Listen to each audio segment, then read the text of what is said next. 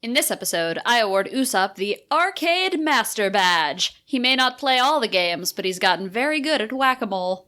Welcome to the journey. Welcome to the crew. We think we're pretty funny, and we hope that you will too. This is the opening song to season 2. It's where the journey really starts because we've made it out of East Blue. We've got our snacks and we've got our friends. Now it's time to discuss the anime that never ends. Yeah! Start the show! Hello, everyone, and welcome to King of the What Now? We are a podcast, a fancy podcast about One Piece, the anime about pirates. Fancy pirates! But today we're doing a gritty reboot because I'm Michael Bay and I'm here to remake One Piece. I'm also a One Piece novice.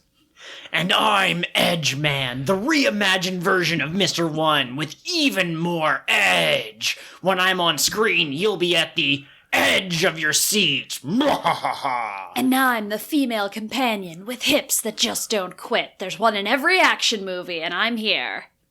Also, I'm a longtime fan, and I'm Joel, the captain of the ship. And I'm Kat, and I'm a ghost. That's cool. All right, wonderful. We have fun here. We do have a lot of fun here. I think that you two mostly have fun, and I'm just the grumpy one, but we'll see if we can change that through the power of friendship. Now, real quick, before we get into the meat and potatoes of the episode, that's a thing we say now, we had a hot take, so that'll just boop. Yes, we have a new intro, and I will seamlessly edit that in here. All right, so we just finished the third opening of One Piece. This is the third one, right? This is third. Number 3. And we're on episode 3, everybody. Good job. We made it. We paused before we actually saw the episode. We're here for some hot takes. And of course, Catherine and I have some opinions, naturally. But if we give our opinions, that might color Curse's opinions. So we're going to let you go first, Mr. Novice. All right. Thank you. You got my rank correct, Joel. I called Curtis a noob earlier off mic, and he was mad about it. I was mad. I worked hard. I watched many episodes of One Piece to get this title. So, novice Curtis, what do you think of the opening? The music is, I don't know. So the music is a little bit more. It's not as electronic-y as the last one. It's got this, I don't know, it fits like a lighthearted adventure at sea is kind of like the theme of the song. I don't know, in terms of the way it feels. I actually didn't really follow the lyrics all that closely, but just like the way the music feels. The animations I liked, like getting to see the Straw Hats going through different circumstances. Mm-hmm. The opening bit was actually kind of cool after I briefly complained about the world being red initially. But with, like, you have the ship sailing over the globe as it turns underneath it, and it's almost like a sunrise. Like, it goes from red to blue. And also, like, with the silhouette of the people running at the top. I liked that bit. Overall, I liked this one. It's it will probably not be as memorable to me as the techno Well, yeah, like I haven't seen that opening in the past 5 years or however long it has been since we last saw these episodes, and I still knew all the words. Like, that's a very catchy opening. Mm-hmm. I like that this one starts with the sunrise, like you mentioned, because we've visited the idea a couple of times about this being a new age of pirates, and so it's kind of the sun rising on this new generation. Mm-hmm. I will say I don't pay attention to lyrics very much. I did, as soon as the music started, I was like, I know the next words. It's the world. Yes! But I couldn't tell you any of the other lyrics beyond that. But one of the lyrics I did happen to read in the subtitles was something about opening the door to a new world, and so the sun fits in with that theme. Yeah. Because a new age starts tomorrow type of thing. Yep, and then we had a good opening spiel, like all the One Piece opening spiels before the music actually starts. It's very emotionally powerful. It gets you going. I can chase the endless dream. It's in my heart, and I'm gonna raise my flag. I like that a lot. Can you recite it? I don't have this one memorized. I have the other two memorized. Okay. I think she just got like a third of it. It actually wasn't that long compared to the last one. Mm-hmm. No, I was just seeing, since I know that it was a point of pride that you knew the Gold Roger ones, if you knew that one as well. I already spoiled to Curtis off mic, and it's not really that big of a deal. That one of them, I believe it's the next one, which is explicitly called Bon Voyage. I don't think song titles are a spoiler. Oh, Bon Voyage is the next one. I believe so. And anyways, it doesn't open with a Roger opening. It starts with a Luffy opening, and that is my favorite opening, I think, until some of the later ones that get a lot longer and a lot rockier. But yeah. And I'd just like to say I'm very much looking forward to the grizzled old Luffy from the future, just talking shit about their younger adventures and be like, we didn't know what was coming. This is How I Met Your Robin. Speaking of Robin, what was she doing on the ship? I don't know. She's not part of the Straw Hat crew. I haven't seen anything that would lead me to believe that. Oh my gosh, yeah. If you didn't have the foreknowledge that Robin eventually joins the crew, what would you think as a viewer seeing that? Would you assume she was going to, or? Yeah, I mean, if they show up in an intro like that, they're going to be part of the crew. Yeah, clearly running with Luffy and the others in that first. Like, I could see if there was just one shot of her, you could say, well, she's an important character in this arc. But I don't think this opening showed anyone other than the Straw Hats. Was Vivi in the last opening? She was, I think. I believe so. Yeah, so you could maybe guess that she was going to be a temporary member. Yeah, potentially, but part of the Straw Hat crew out one way or another, right? Yeah, 100%. Yeah, I think the reason people were upset when this came out, because in the anime, Miss All Sunday is still possibly a villain. She's at this point saved Luffy's life, so you might be kind of thinking she's a good person, but you definitely don't think she's going to join. And then you see the opening and you go, oh, that's weird. I think they made this opening thinking it was kind of the end of the Alabasta arc, and then I think someone got their notes shuffled up and they were like, yeah, episode 116, that's when the Alabasta arc ends, right? And someone goes, I thought it was 135. Put it in anyways. Oof. So I think that's why Vivi's gone and why Robin has replaced her, because that's going to be the status quo at the end of the arc. Someone got the I'm going to need your gun and your badge speech for this mistake. Is Vivi going to die? Is that why she's not on there? She doesn't die, but she does suffer a fate worse than death. There's actually a second hook somewhere on Crocodile's body, and when she decides that seducing him is the only way to win the war, she finds it. Are you making it weird? Well, no. She rubs her hand on it, and she gets what? You're not making it better, Joel. It's on his tummy, people. His tummy. Would you rather have her stab her hand on his hook, or have them go inside somewhere else? No. Okay, that's fine. Okay, you made it a little bit better, but I don't think you made it as better as you thought you did. And then you made it weird again. What if it was a spring-loaded claw? It's actually... And so, as she tries to unbutton something, boing, and it just goes through her eye. Vivi has an eye patch confirmed. So before Joel launched into that, I was going to say, Vivi suffers a fate worse than death. She has to face the struggles of an arranged marriage, because she's a royalty. Yeah. Which would be an interesting background pony thing to do. I don't think Luffy would leave her to that, though. He's all about freedom and... Mm-hmm. And what if she got arranged married after they left? Luffy never goes back to the places he's visited. He probably forgets about him, too. True. You can't go back to the place you visited, because you'll get eaten by sea monsters. Exactly. Yeah. The friends you made along the way, forget them. You'll never see them again. Mm-hmm. This has been Hot Take. Now back to your regular viewing. Listening. Watching.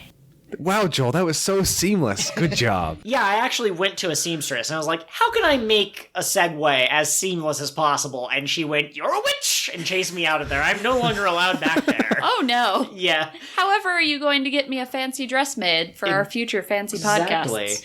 Okay, but we just finished watching episodes 114, 115, 116, and 117. If you're watching at home, you can listen to Curse's wonderful summary, or you can just take my word for it. We had some fighting, and they defeated Mr. Four, Miss Merry Christmas, Lasso. They call it Lasso, even though I thought it was kind of spelled like lasso. Mr. Two, and we have begun to see the battle between Nami and Miss Doublefinger. Vivi was sad. Oh, Vivi was also sad, and Crocodile was there for a bit. We also saw Luffy briefly in a flashback. Yeah, but not in the main series, because he's dead. Yeah, he's definitely dead. Usopp would punch you in the face if he heard you say that. Certainly true. Luffy's the man who's going to be king of the pirates. Curtis, Yes. what did you think happened in these episodes? Well, I don't have to tell you what I think happened. I saw it happen. So let's talk about that right now. So we had the ending of Chopper's fight and Usopp's fight with Mr. Four and Miss All Sunday. Man, the most important one. Did No, you not Miss say All Sunday. Miss All Sunday? Miss Merry Christmas. I'm sorry. There are too many holidays. Okay, so yeah. And Lasso, their okay. dog gun. Does he count? Did they even need to defeat the gun? He got defeated. It's true. Okay. Blew up with his own baseball. Yep. In this episode, or the episodes with the fight, Chopper, he found a weakness, but it was only a temporary help to them. And then Usopp came up with a new strategy, and him and Chopper tag teamed the two opponents, took them both out. Then we cut over to a fight between Sanji and Mr. 2, who are at a stalemate because they're both really good at kicking stuff. Sanji finds a weakness. Nope, I skipped one. Mr. 2 disguises himself as Nami, which incapacitates Sanji. But Sanji finds a weakness in Mr. 2's strategy and is able to overcome this and defeat him anyways. Then we cut over to Nami, who is being attacked by Miss Doublefinger, who is like shooting at her with spikes. Before that happened, Zoro was frustrating Slicey Guy. Oh, I forgot about Zoro. Yeah, Zoro was briefly in here, and he's not really that important right now. He basically made the Slicey Guy so mad that the Slicey Guy was like, I'm not going to kill Nami first. I'm going to deal with this guy, Miss Doublefinger. You deal with Nami on your own. And that led into the Nami fight. Indeed. And that way, we don't have any male characters attacking female characters. Thanks, Oda. Fun. But yeah, so Nami and Miss Doublefinger are fighting. Nami is like, I can fight now. I have a fancy weapon that Usopp built me. And she stumbles trying to get through the directions and figure out how to use it, and gets through a bunch of things that don't actually help her. And then finally she figures out a way to use it in a actual battle manner. And that is basically where the episodes end. There's a little bit in there with Vivi and Crocodile at the very end, which we can talk about later. Perfect. That was a very succinct summary. Thank you. Okay, I'm known wonderful. for my succinctness. It is true. All right, in this episode, I award Curtis the Succinct Badge for giving such a good, short summary. Okay, what did you think of these episodes? We've gotten to the action. We've gotten to the climax of this battle, of this arc, I guess you would say, even of the saga. And so we don't have any more, like, talking and, like, should we go to the supermarket or should we run from Smoker? None of that. Just battles. Yeah, well, I mean, I missed the supermarket, Joel. Okay. That's where the meat and What? potatoes of this is. Okay, so that's the... Good callback. What did you think of the episodes, though? How did you like these episodes? The episodes were very good. Okay. We had multiple good fights in a short period of time that wasn't them wandering through the desert. There was excellent tag teaming between Usopp and Chopper, which was great. We got to see some thought process from Sanji, who is, for me, is kind of fun because he is both strong and more smart, the smarter of the three more powerful ones. You can refer to them as the Monster Trio. Okay. Out of the monster trio, he is the smartest of them. So it's fun to see him, like, think through it. And I'm excited to see more of the Nami fight now, just because we haven't seen her fight before, really.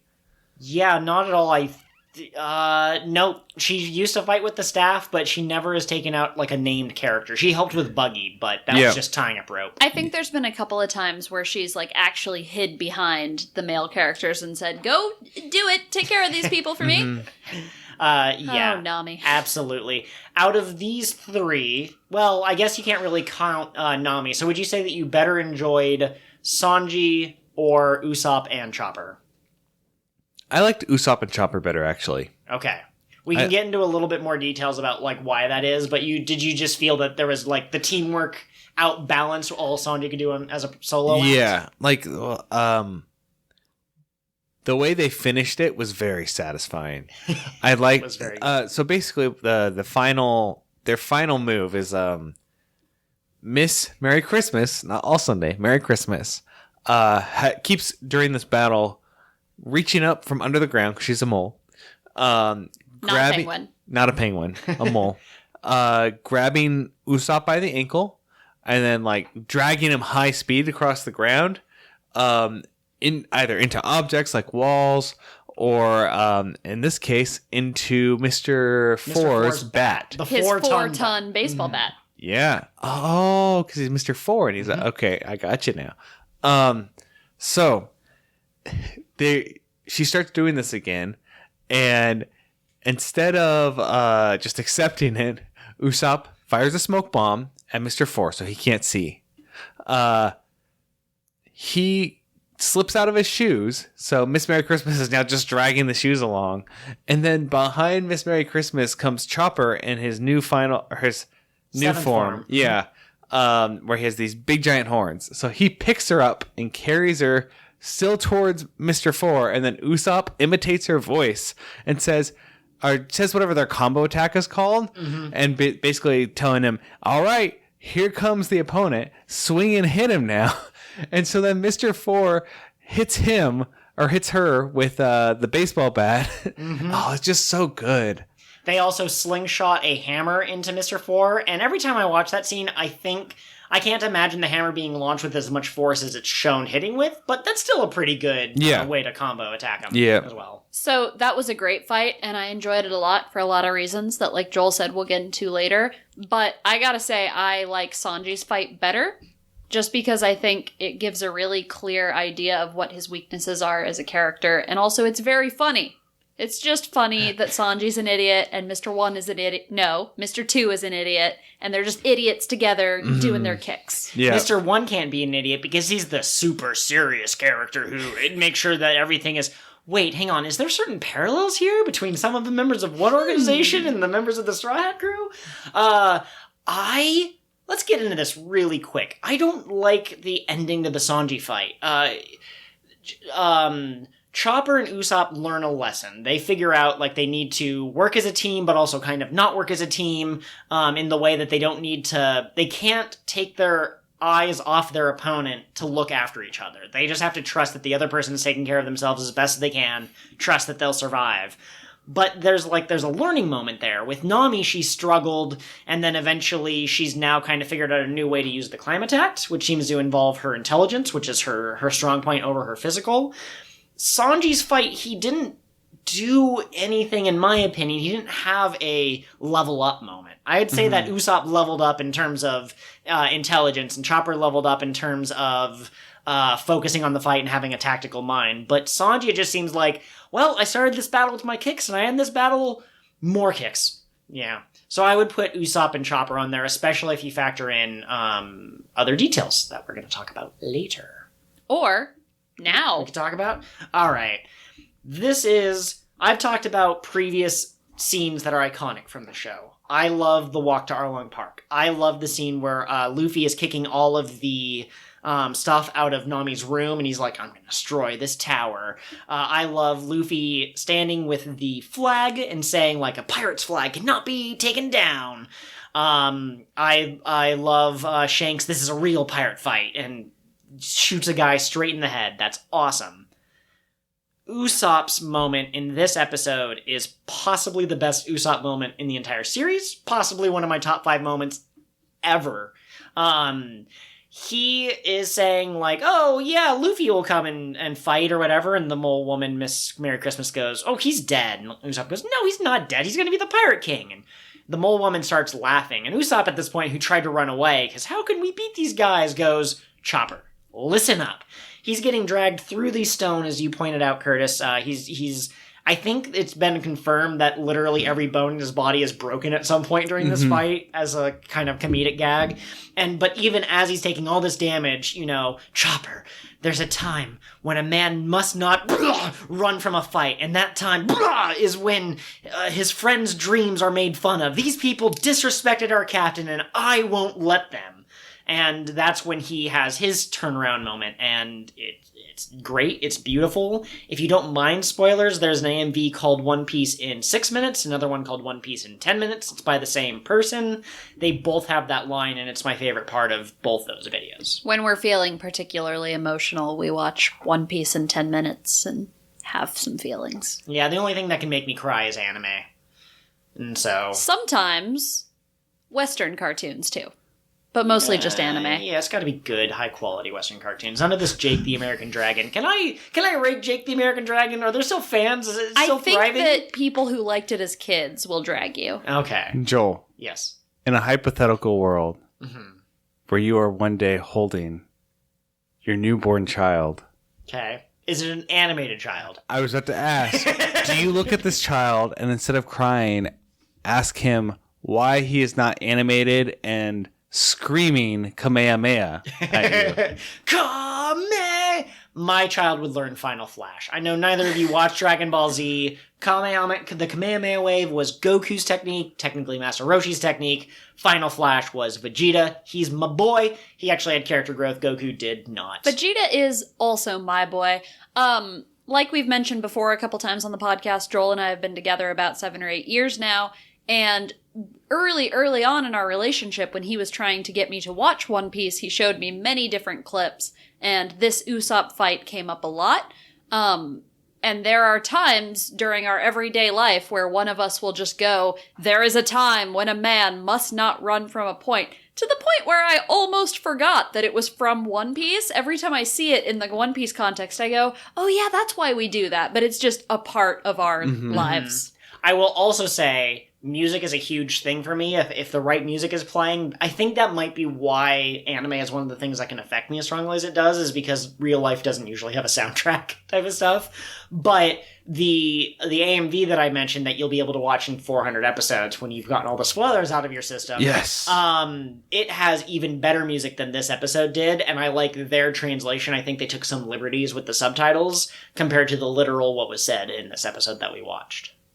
And I think that's just about it for the, that was a lot of Catherine and I talking. Chris, do you have any reactions to our introspection? I guess, so it was definitely a powerful moment for Usopp, who is normally a coward. And seeing him get super serious all at once was impressive. I don't know. It makes me interested to see where his character goes, right? Well, and it's interesting where he draws the line, right? Like, if you might die, it's okay to run away. But if they insult your friends, you need to stand there and take it. Yeah. And I really like that. I think it's in line with everything else we've seen. Also, think this is the first time we've had anyone from the crew say Luffy will be Pirate King. The only time where you could kind of say, well, I mean, technically, what about this time with Zoro? When Zoro was defeated by Mihawk, he said, is that all right with you for the future king of the pirates? But nobody has said it as a declarative statement to Luffy other people. will be king of the pirates. Yep. A couple other comments on that battle. One, we saw an improvement on Usopp's line. Oh, yes. Before, he said he had like 100 million men or something, 100,000 or something crazy. And this time he just said 8,000, so I was very proud of him. 8,000 is always the number I associate with Usopp. I forgot that at the beginning of the series, he started at a much higher number. And then, what was the other thing? The hammer. There was the hammer, but there was something else. Well, must not have been important. Well, while you consider that, I'm going to mention the hammer really quick. So Usopp goes down into Miss Merry Christmas's holes, and when he comes back out, he's holding this 5-ton hammer. It's a big old hammer. It says 5 tons on the side. He hits Mr. 4 on the head with it, and Mr. 4 falls over, and everybody goes, wow, it's a 5-ton hammer. How strong is this man? And eventually you find out that it is frying pans attached to a stick with some paper mache in the middle, which is an excellent Usopp lie. I like it a lot. I hope we see him continue to use this technique throughout the series. With increasing weights? Yes, that would be funny. But this was the first time he did it, and it was very funny. I also appreciate that throughout these episodes, Usopp keeps lying to the bad guys, but Chopper is very young and very naive, and so he just believes all of Usopp's lies. So there's a scene where Usopp is lifting his hammer, and he goes, 5 tons! And Chopper goes, amazing! And then Usopp goes, 5 tons! And Chopper says, amazing! And they just do that a couple of times. Real quick, I know we need to move on to the next topic. Would you prefer Usopp get a bigger weight, or would you prefer that he dual wields 2 5-ton hammers? Which of those is the better mental image for you? I want to see both. Okay. I want to see him dual wield first, I think. Oh, man. Okay.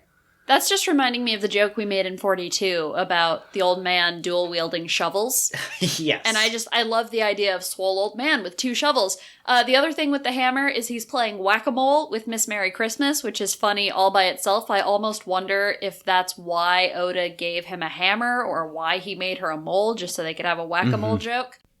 All right, and I think that wraps up everything that we had to say about the Usopp and Chopper fight. Catherine, I think that you had a couple of points that you wanted to make about Nami and what we saw of her in these episodes. Yes. So Nami and Usopp are very thematically similar characters. They are canonically the weakest of the crew. They are often shown together, either being scared together or hiding together, whatever. They are together all the time. And really quick, Curtis, so the term Monster Trio, I don't know if it's canon in the universe. I don't know if people refer to those 3 outside the universe. The fandom definitely refers to Sanji, Zoro, Usopp, or Sanji, Zoro, Luffy as the Monster Trio. Nami, Chopper, and Usopp are the weakest trio. Mm-hmm. They're the 3 that are always constantly afraid of, a rock that's like, why don't you just punch it really hard? And, Anyways. Robin's hanging out in the middle all by herself. Yeah. If she joins the crew, who knows? If she joins the crew, and there's definitely not 2 other members who would be the middle trio. So Nami and Usopp, thematically, shown together a lot, very similar. And in this episode, we find out that Nami is going through a similar character arc, where she wants to be strong enough to protect Vivi, specifically, because she's Nami, and she doesn't really care about any of the stupid other members of the crew. They can kind of take care of herself.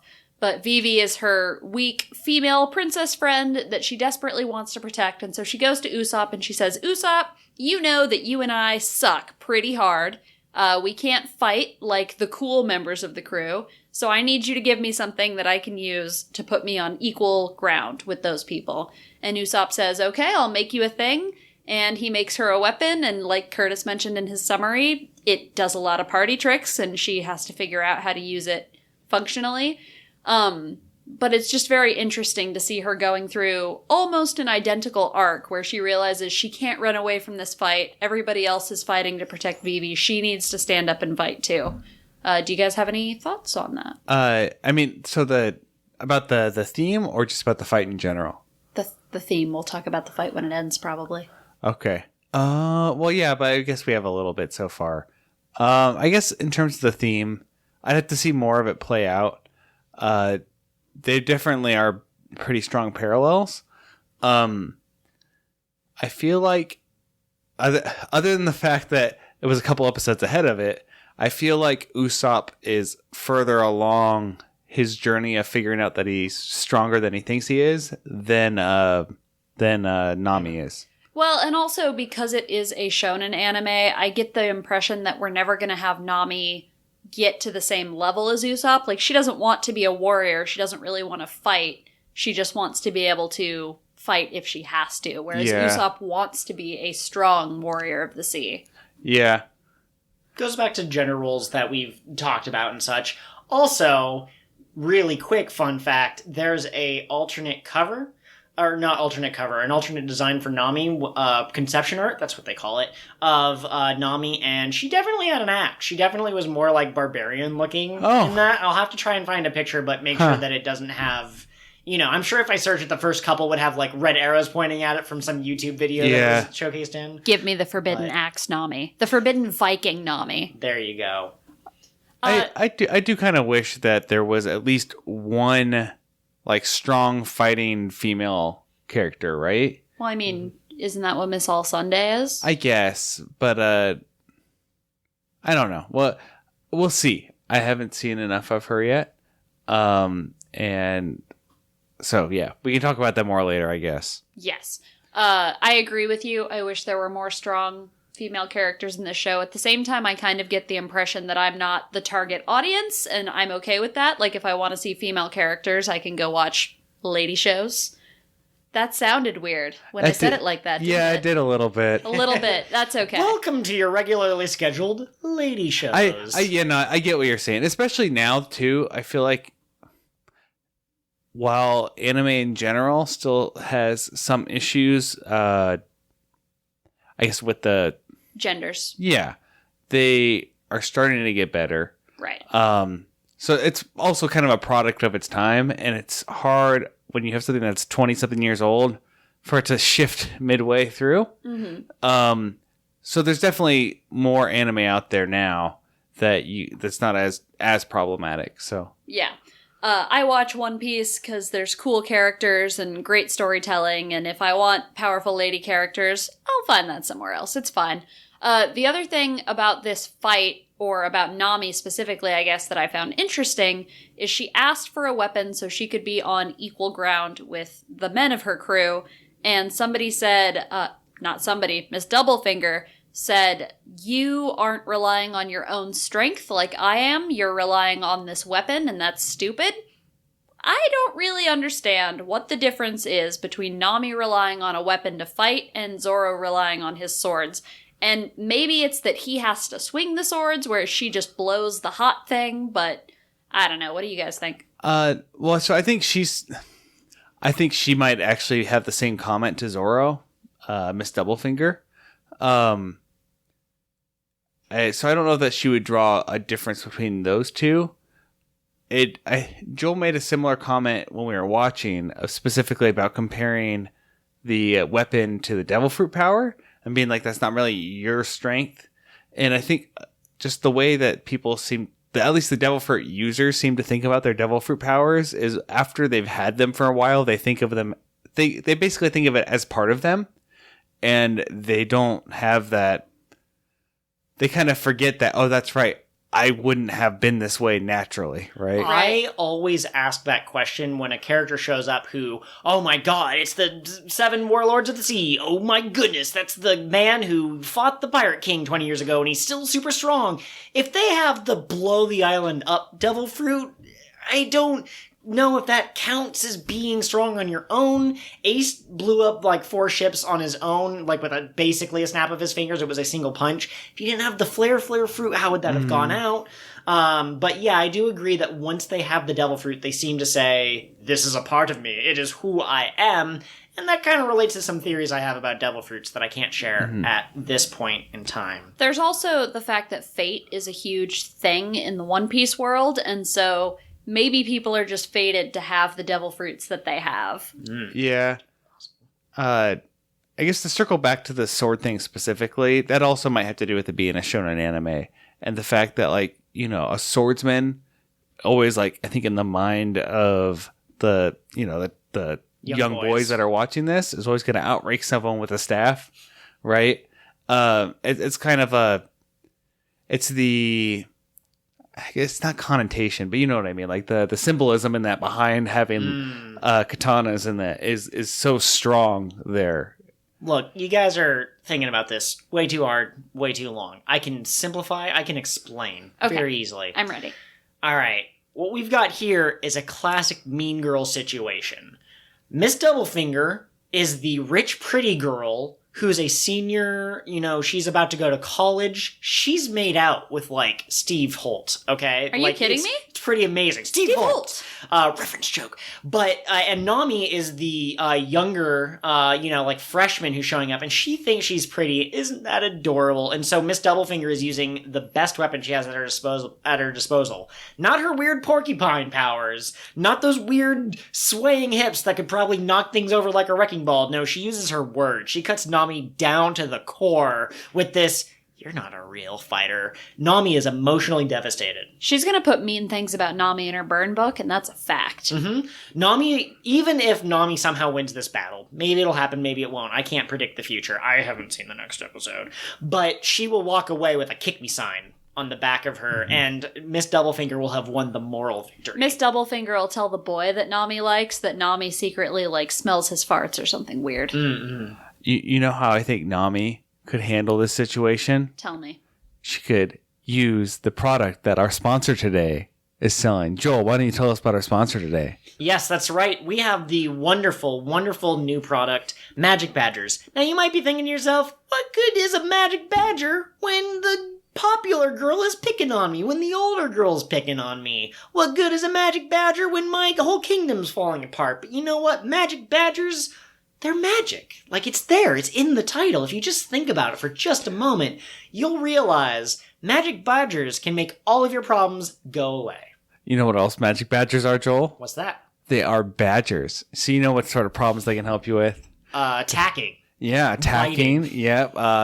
Ferreting out rodents. Mm-hmm. Of the magical and mundane variety. Of course. And of the metaphorical variety. Like, if that person you're fighting is a bit of a rat, they'll help you with that too. No, Magic Badgers are still badgers, and therefore do not give a about you or your problems.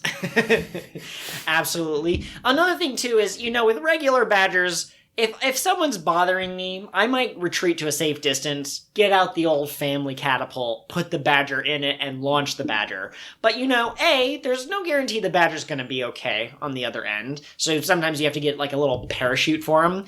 But B, they have no way of coming back. You have to retrieve them. Magic badgers, you launch them, they do their deed, and then they just zoom back. You do have to make sure to take care of your badger, like really good care, because otherwise, when they come back, they're going to be vindictive. They're going to be like, you launched me from a catapult, you jerk. And they're going to take it out on you and your family and your friends and your friends' family. It's going to be a bloodbath. Yeah, they say that hell hath no fury like a woman scorned, but truly a woman scorned would flee from terror from a magic badger. Yes. Catherine, how have you been using your magic badger in your day-to-day life? What problems has it helped you solve? Well, I don't like the mailman very much. He's mean to my You're dog. You're suspicious, yeah, I'm suspicious. He's mean to my dog. So the other day, I just popped my magic badger right into the mailbox, and, I don't think we'll be seeing that mailman for a while. That's why we haven't been getting our mail recently. Well, that's absolutely wonderful. They say that magic badgers magic badgers can come in a variety of colors. They have 419 different designs, and that's just absolutely unique. The one thing, there's a little note here, don't let them see their own reflections, and don't let them drink blue Gatorade. All right, those are the two warning labels. Specifically blue. Right, yeah. And, if you took blue Gatorade and you food dyed it to be red, I think that's safe. But if you took clear Gatorade, and you change it to be blue, I think that's bad. I think that they're aware of the alchemical properties there. So it's actually highly suggested that you give them red Gatorade. But I would just buy it straight red. It's safer that way. Absolutely. The best thing about Magic Badgers, in my opinion, Joel, you mentioned that they have 419 fun colors. Their skins are interchangeable. So, you buy the pink Magic Badger and you're not a fan, you just buy one of those purple Magic Badger skins and whoop, switch them right out. Swap their skeletons right there. Now I know what you're thinking. That sounds like it could be gross. That's what I thought too at first. But remember, these are Magic Badgers, right? It's like taking off a sock. You just kind of put them in a bag and shake them on up. Yeah. And magic happens. Yeah.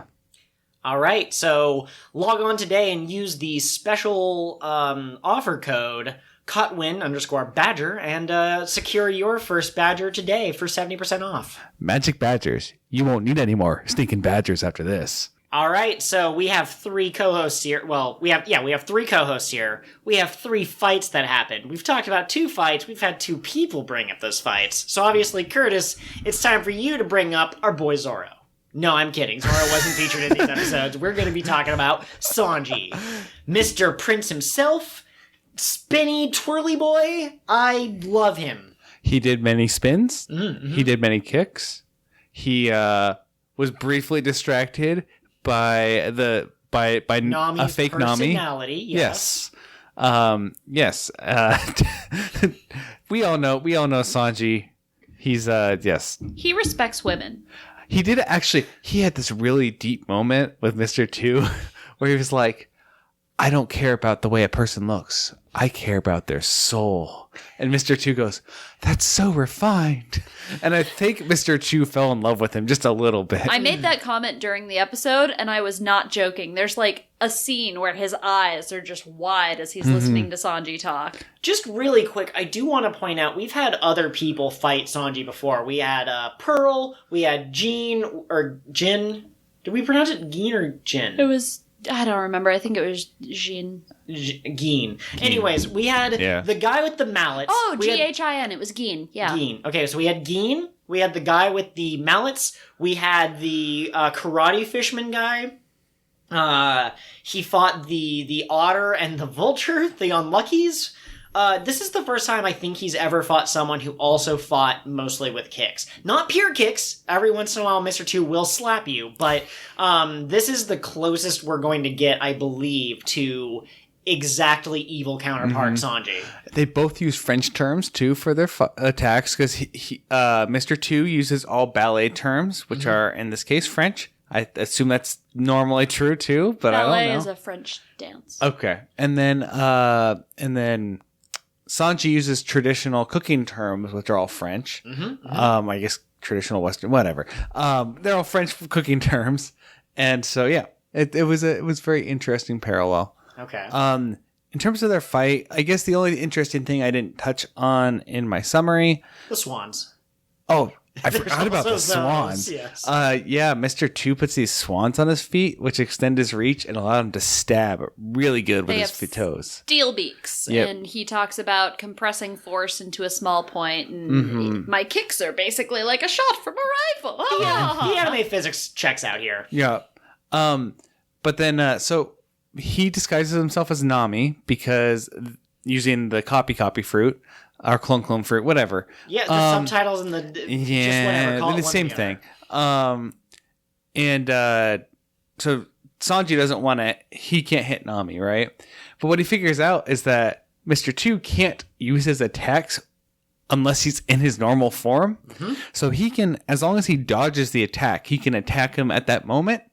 The other thing he figures out, and I like this one, is that apparently he had presence of mind enough for this, was that there was one point when he was about to do I think the second to finishing blow, and Mr. 2 is in Nami form, and he says, you have something on your left cheek, and he's like, oh, really? And he goes to touch his left cheek, and that's what changes his face back, and then Sanji kicks him right in the face, yes. We also need to talk about Sanji's secret technique. They both kick each other.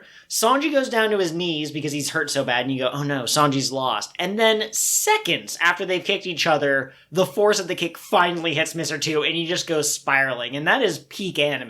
That is the most anime thing that we've had in these 4 episodes. I think one of my favorite this person is a badass tropes is when they hit somebody and then walk away and then the explosion or whatever happens or they fall into pieces or depends on what they attacked with. But in this case it was a kick, so it was an explosion and Sanji didn't walk away, he fell down, but it's still cool. I like that. I like that trope a lot. Anybody else have anything else for Sanji? I'm curious if you think that the impact kick was foreshadowing. Do you foresee Sanji having time-traveling powers in the future? I didn't even notice he had something called an impact kick. No, the kick at the end of the battle, when he kicked him, and there was a second when the person didn't, when Mr. 2 was just I'm perfectly, fine. Oh, I don't know. I don't think so. I'm sorry. I'm assuming that's Sanji's time-traveling powers. Yeah. I'm assuming it's just anime stuff. Okay. All right. So I wanted to talk real quick about something that came up at the very end of the last episode we watched, and that is Pluto, Mickey's dog. No. Try it again.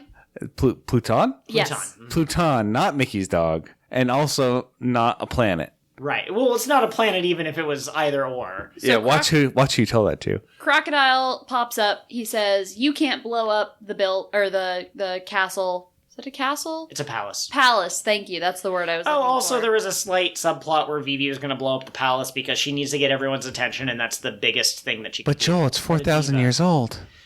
I know. If only we knew how old that palace was and how much historical, importance that he had. But yeah, so she's gonna do that. She's gonna blow up the palace. She's gonna get everybody's attention. It's over 4,000 years old. Crocodile shows up, and Crocodile says, "No, I want this fight to continue. What are you doing, princess? Don't do that." And he Don't blow up that 4,000-year-old palace. He is actually just trying to preserve the history. He's a member of the Historical Buildings Association, and he is not comfortable with her attempts to remodel the country. Is that what Pluton is? I'm getting to that. Oh. Yeah. So he shows up, he blows out the fuses on her bombs, and he brings her around to where he's got her dad, Mr. King Cobra, crucified in a really not great way, right, Curtis? You were saying that it's not like the traditional crucifixion where you do like through the wrists and the ankles. Question though, do you think that they can show actual crucifixion? or would that be Sure about that. too I think sensitive? that might be. Yeah, that might be. Yeah. Okay. Okay. But I do want to point out this is the second canon crucifixion that we've had, and we're only 116 Who was the episodes first in. one? Zora. Well, he didn't have the nail, but he was tied up. That's right. That's right. Yeah, I don't want to get off on too much of a tangent, but it's actually really funny because in Eastern cultures, a lot of Christian and Catholic beliefs and practices are treated the same way that we treat, like, Greek and Roman myths. Like, it's myths to them, so they have a fun time playing with it. That's why Seven Deadly Sins has the Seven Deadly Sins and the Ten Commandments, because to them it has an almost mystical, really cool magic feel to it. Yeah. Right.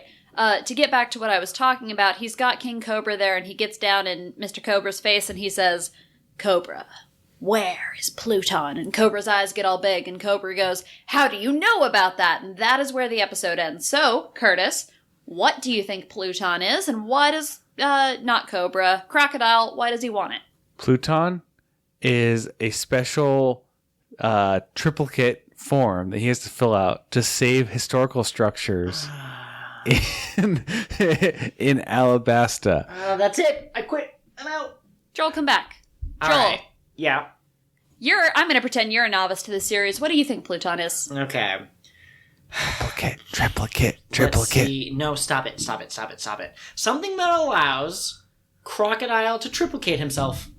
Yes. Already powerful enough. And if there's... No. Okay. It's him, but like paler. Him, but kind of like slightly yellow tinged. And him, but like magenta. All right, crocodiles. To not get ourselves confused, we're going to draw numbers on ourselves. I will be number one. Mr. One in the background. Hey! Okay, no.